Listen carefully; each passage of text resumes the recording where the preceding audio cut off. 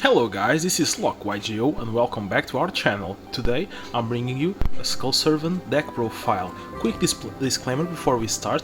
I wanted to tell you guys that this deck is of the older format. Because I am European, I didn't have access to the new cards yet, and so I didn't get the chance to build a deck with the new stuff.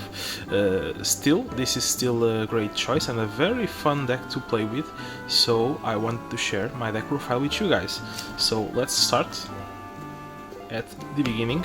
My skill is Servants of the Fallen King, so once per turn you can send one vanilla zombie monster from your deck to the graveyard, so you're basically gonna send Skull Servants until you fill up your graveyard with them.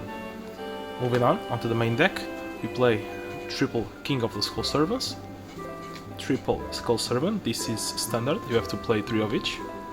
Then I play a Goblin Zombie. I maxed out on Goblin Zombies because they dying means you search King of the Skull Servants, and therefore you'll constantly have access to him.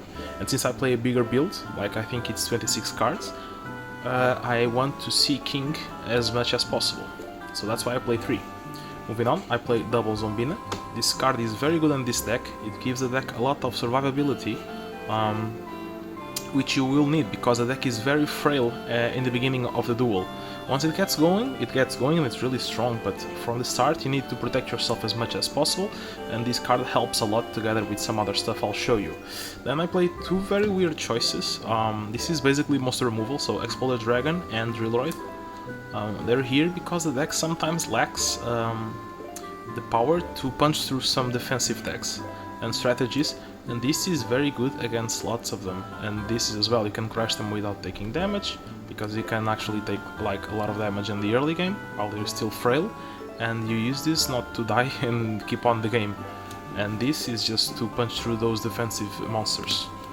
And together with Zombina you play with one of each, because Zombina will bring them back every time she dies, or whatever you need to bring back, not specifically this, but you know. Anyway, moving on into the spells, I play 1 Book of Life, just some revival for the zombies, 1 Night Beam and double Galaxy Cyclone. These would be MSTs as of now, but still I have to play this because I don't have the newer stuff, but they still do the job, I guess. Moving on, 1 Hammer Shot.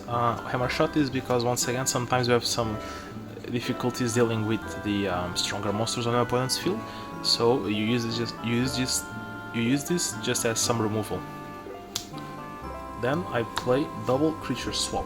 This card is very good in this deck, specifically because it's very versatile. You can do a lot of stuff with this card, from giving them a weak monster like your Skull Servant and filling up your graveyard in the meantime, from as well giving them like Goblin Zombie and searching your King, or even giving them your King, which on their field will become a 0 attack monster, and you can sometimes kill them with that when they're low HP, low LP. So yeah, it's a very versatile and good card on this deck, don't sleep on it. Next, 1 Floodgate Trample, this card is very good, 1 off. Next, double Haunted Shrine. In the future, next format, when I get a new box, I'll probably play 3 of these, because this deck will probably play Card Trooper, but for now I will play only 2. Keep in mind, when it uses the graveyard effect to resurrect it, keep in mind that their effects are negated, so there's no bringing back King, at least not with his attack on the very big numbers. It will always be a 0 attack monster, so keep that in mind, that's important. And finally, 1 Wall of Disruption for some defense, together with double Widespread Ruin for some defense as well. That's it for the main deck. Moving on onto the side and extra deck. So extra deck is just the standard stuff, nothing too fancy.